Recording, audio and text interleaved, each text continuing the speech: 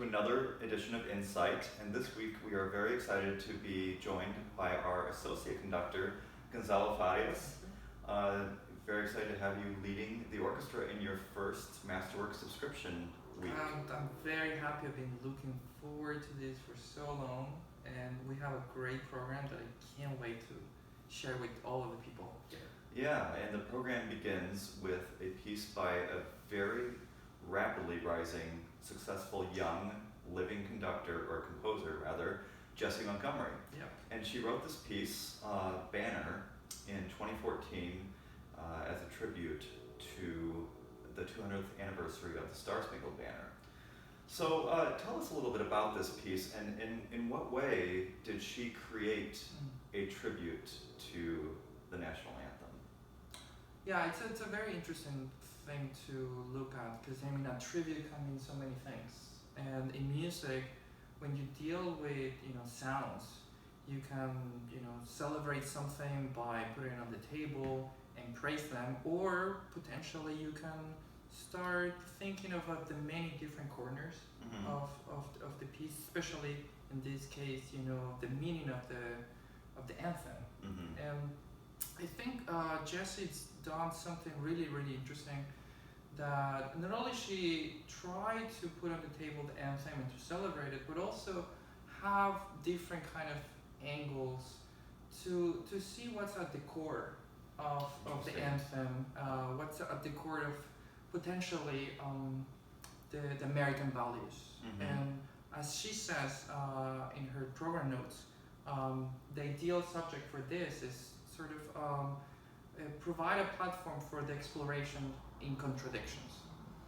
And the contradictions are, as you can see everywhere, in the news. I think America, it's a marvelous country that being able to provide so many things for so many people, and to really have a real depth on the word freedom, what it means for a lot of people, especially for minorities, for immigrants. So there's a lot of contradiction when we talk about this. And musically, she's been able to use the anthem to kind of dissect it, deconstruct it, use it in many different ways, to provide maybe a different discourse. Maybe the usual way that we hear the anthem is in a very ceremonious, very kind of aloof, celebratory kind of thing. But she's using that as a platform to really see that there's more to it. And we do actually hear quotations from the national anthem itself. That's right. Right. Yeah, and also, which is even more interesting, she does put quotations of very prominent songs that are Mexican in nature, that are African American, Puerto Rican, Cuban. There's a lot of different things that she tried to amalgamate with the anthem, which I think it's a very interesting thing. So celebrating the richness, cultural richness that makes up America. Perhaps. Yeah, and I think not only to do that, but also finding ways to dig deeper. Because celebrate the diversity of the people in this country can mean a lot of things. Sometimes we sort of stop at just saying the words, or just stop at clicking something online, or like making a contribution to a institution. But I think to really have a conversation, to really dig deeper of what it means to be an immigrant. Like I feel inclined to go that route, because I came to the States 20 years ago, and so I can sort of firsthand know what she's talking about, and I've met nothing but great people, and nothing but respect and support, but also I am aware that there's other people that may not have that kind of treatment, and it's our duty to dig deeper and to see what really is happening there. And in the musical discourse that she's able to do, there's a wonderful opportunity for us to start thinking, to start seeing that perhaps, you know, what we think it's not complete. There's always something else that we can do that, and usually we only do that by conversing with talking to other people and seeing the experience, you know, of other people. Yeah, yeah. Well, I'm very excited to hear it, especially in rehearsal. You know, when you have a chance to really hear things over a longer period of time. But I'm interested to hear the way in which this this lens that she's looking at this national anthem through, how she expands on it, because it is about a 10-minute piece, and of course, you know, the national anthem is about 60 to 70 seconds, depending on the tempo you take. So, you know, certainly there are constructs that she is looking at throughout the course of this piece. So I'm very excited to hear that this week. Yeah, there's a lot of athletes, you know, knowing the piece well now and studying for a while. I think in the way that she uses the motives, for instance, there's a lot of different ways to do that. There's many different ways to also flipping it upside down, inverting it, you mean? Yeah. Which is, I think, another way to have this platform for contradictions. To really see that whatever you feel, it's just one little slice of reality, and everyone else sort of contributes a different kind of slice. And to have that juxtaposed, sometimes that can, you know, be uncomfortable. Yeah. But that's the beauty of it. Yeah. And I think that's what she's able to do, and that's why I'm excited to you know, have it with a rehearsal with the musicians. I'm sure none of them have played this before. It's in a fairly recent piece. Yeah. And maybe people at home are going to be excited to hear it for the first time live. Yeah. So. Well, we follow that up with a piece that is not written by an American composer, but has very distinct associations with the country. Dvořák's New World Symphony, which was his 9th. So, what is it about this piece that, besides the title, besides the name, which was from the New World, what about it has an American association? Well, I think I have to start with, before answering that, trying to get to know the person behind the composer, who he was, and what are the things that he was interested, inclined. He was a very simple man in Europe, in Prague, most of his life, interested in you know, simple things in life. You know, very prone to nature. You know, enjoying what are the simple things in food and wine. And he wasn't a very snobby composer. He wasn't aspiring to, you know, change the world in, you know, in ways that perhaps, you know, a very dramatic Mahler symphony may do, or even like this very hero kind of like of Beethoven. He just wanted to be himself, the best version of himself. And I think that's what he brought to America.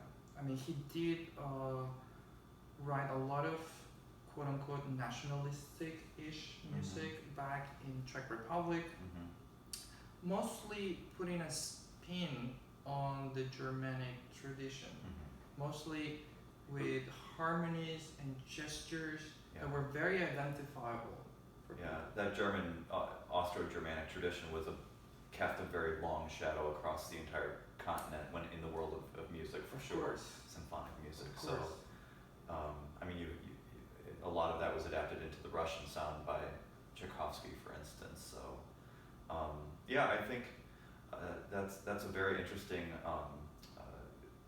take on his approach in his compositional language. But so he wrote this piece when he actually spent time in America. He first came to New York, and then traveled even to the Midwest, and wrote some of it there.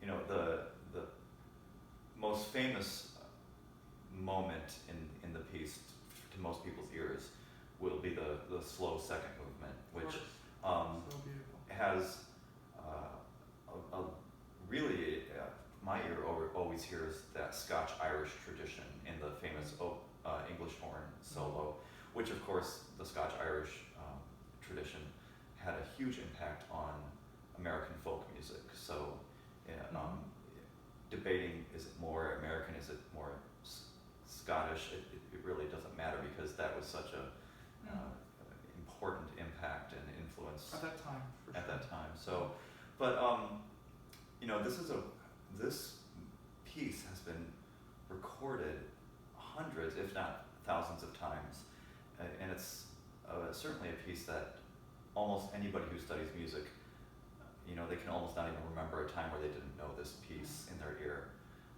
When you're preparing, you know, to conduct a piece and have something of your own to say about it, how do you approach something that you have heard countless times and for your entire life? That's a great question, and there's so many things that I could share. Let me be a good interviewer, or interviewee, and tie that question with the question before, because I didn't actually answer. I think what I try to do in most of the things that I do, to be honest, is to find this kernel of truth that I see that the composer wanted to express. From my humble point of view, I think Dvořák wanted to celebrate the things that he saw, the things that he heard here in America. He was hired, you know, to find ways to promote more students, or more people to be interested in what America could bring, knowing that, you know, most of the classical music was so influenced by the Germanic tradition. Certainly, European, everything in conservatories at that time would have been the European influence, right? Yeah, and in some ways still is. Yeah. You know. Right. But I think what's amazing is that for maybe the first time, Dvořák put that on the table for people to actually recognize that, oh, there is something here. You know, it's not that Germany and Austria has all, you know, the great music.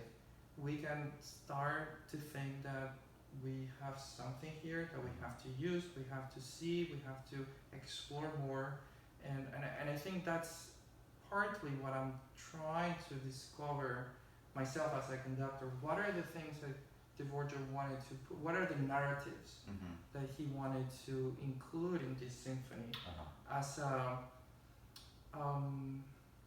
the interesting thing for me is that very often people call this New World, but the actual title is From the New World, right? Which for me has a, you know, maybe picky distinction, but it's important for me. It's not American music in the sense of, you know, Americanism, you know, but it's a gift from the Americans, you know, from his side. And right. So personally, as a conductor, I want to unravel what that means, and I've worked very hard to, dissociate potentially from my whole, you know, lifespan of listening to this work, because it's been done in so many different ways. Sure. And it's a very hard thing not to have a connection with certain, you know, recordings. But my job is to bring something fully me, and I might be wrong, I might be right, I don't know. But my job, my duty is to immerse myself in the score, in what I think Dvořák wrote, and try to, you know, give it a good platform and give it, a newborn kind of piece. And that's why it's so excited to have concert and live people and live orchestra, because every single concert will be different, and we have to start from zero. Yeah, it's interesting you said that he was endeavoring to promote something distinctly American. Do you think it's unusual, or does it make sense that they were relying on somebody who was not an American citizen, or even somebody who had previously, spent a lot of his life in the States to accomplish this? I mean, of course, he was a big name by this point. So, but I mean, how successful is that approach? Do you think? That's interesting, because I mean, I'm guessing that at that time, the reason for him to come to America was also partly because the need was there. There was no American composer that could really give champion that. So therefore, I think that the people at that time figured that we needed, a good person, and most of the great composer came from that tradition in Europe. Right. And he was very well known as a composer that wrote Czech music, whatever that meant, right, but with the native flavor. So for sure, I think he was a person that could connect with the sensitivities of the people that wrote him. And basically, I think he was here to find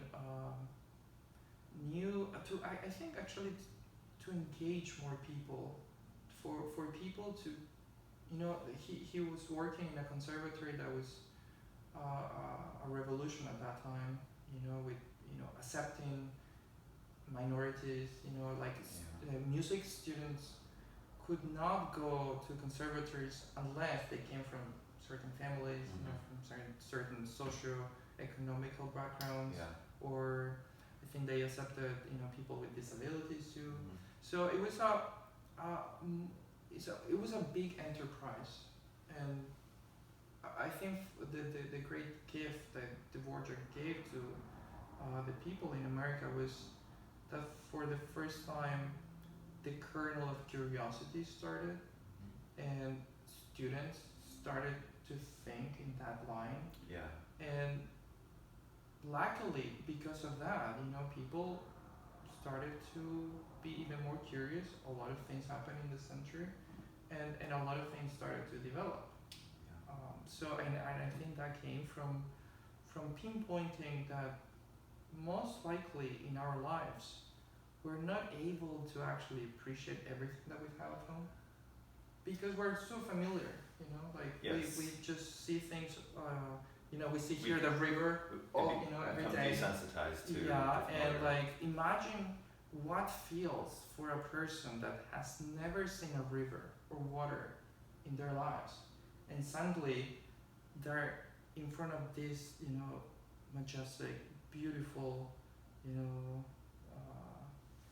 land and water and buildings. It could be an extraordinary experience, but we take it for granted because we see it every day.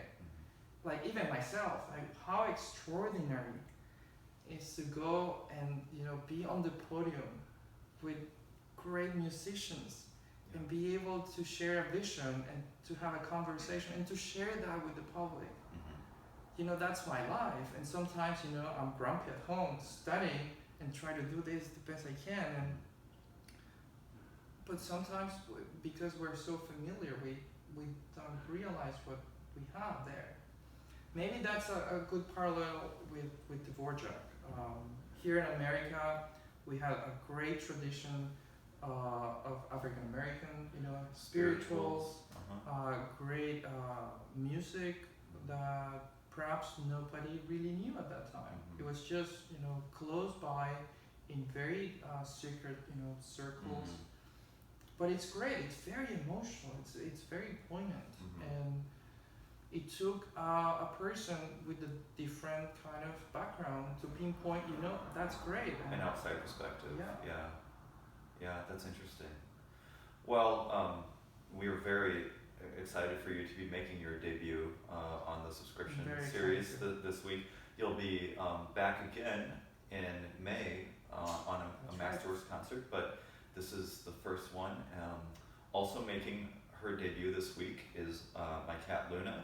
I know you're all used to seeing Courtney's dog Alfie, so we have two very exciting debuts this week. So here is to your debut in Masterworks subscription. Looking very much forward to this, and I'm so happy about this, and I hope everything goes well Yeah. and people will, share it as much as I can. and we hope to see you either at Jacoby Symphony Hall Friday or Saturday evenings. If you're not able to make it, we are live streaming the Friday evening concert.